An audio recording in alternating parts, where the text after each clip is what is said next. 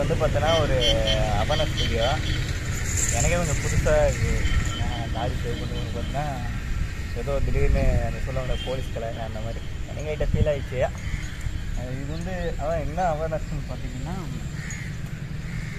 இந்த நீச்சல் கற்றுக்கிறது, அதாவது வந்து நீச்சல் வந்து ஒரு மனுஷனுக்கு வந்து ரொம்ப அவசியம். அது வந்து ஏன்னு கேட்டிங்கன்னா, எல்லா விதத்துலேயும் வந்து பார்த்திங்கன்னா, இப்போ பசங்களோட ட்ரிப்பு போகிறோம் அப்படின்னா மோஸ்ட்லி வந்து தண்ணி பார்த்தோன்னா எல்லாத்துக்கும் குளிக்க தோணும். அதே மாதிரி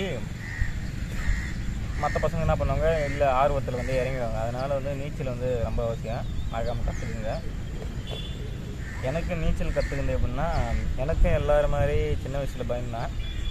எங்கள் ஊரில் ஆறு இருக்குது, தென்பண்ணை ஆறோட ஒரு கிளை பகுதி ஒன்று. அப்பா கூட சின்ன வயசில் மீன் பிடிக்க போகும்போது வந்து பார்த்திங்கன்னா, அது ஆற்றுல தண்ணியெல்லாம் போயிட்டதுக்கப்புறம் பார்த்தீங்கன்னா அங்கேயும் கொட்டையாக நிற்கும். பார்த்தீங்கன்னா கொட்டையாக நிற்கிற இடத்துல மீன் பிடிக்கிறதாக நான் இறங்குது. அந்த இடத்துல தான் அப்போ தான் அப்பா முதல்ல நீச்சல் கற்றுக் கொடுக்குறாரு. அது எப்படின்னா வைக்கலாம், அடிகிற மாடு பணியாதுன்னு சொல்லுவாங்களா, அந்த மாதிரி நீச்சல் பார்த்திங்கன்னா இருந்தால் எப்போயுமே கற்றுக்க முடியாது. அதனால் என்ன பண்ணாருன்னா தள்ளி விட்டார். தள்ளி விடுக்கப்புறம் மீன்ஸ் வந்து நிறைய நாள் கற்றுக்கனோட அந்த ஆபத்தில் கற்றுக்கணும் தான் பார்த்திங்கன்னா நீச்சல் வந்து ரொம்ப சீக்கிரமாக கற்றுக்கணுங்க. அந்த மாதிரி தான் நானும் அந்த மாதிரி தள்ளி விட்டு தான் நானும் கற்றுக்கினேன். எங்கள் அப்பா சொன்னேன்னா ரொம்ப கிரேட்டு.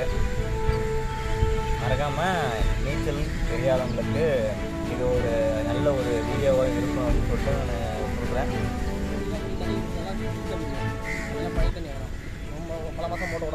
அங்கே தான் குளிக்கிறாங்க. அதான் தண்ணி மேலே தண்ணி அங்கே தண்ணி நின்றுட தெரியுது தண்ணியே. ஏன் இதுவும் தண்ணி இங்கே இருக்கிறா, நான் உட்காந்து கைக்க வேண்டாம். இது போய் தண்ணி தண்ணி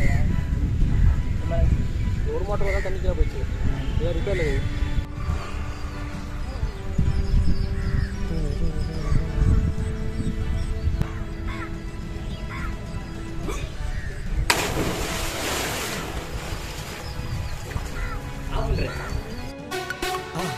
மறக்காம சர்ப்ரைஸ் பண்ணுங்க.